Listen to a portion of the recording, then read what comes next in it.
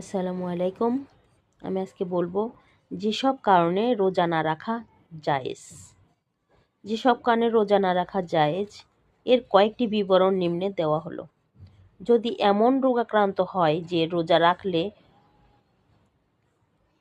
রোগ বৃদ্ধি পাবে অথবা আরোগ্য লাভ করতে দেরি হবে, ধর্মীয় কোনো চিকিৎসকের ব্যবস্থা থেকে যদি চিকিৎসক রোজা রাখতে বারণ করে, ঔষধ খেতে দেন, রোগী যদি নিজেই হুঁশ জ্ঞান ও অভিজ্ঞতার দ্বারা জানতে পারে রোজা রাখার কারণে কোনোরূপ ক্ষতি হতে পারে, তাহলে রোজা তরক করতে পারে।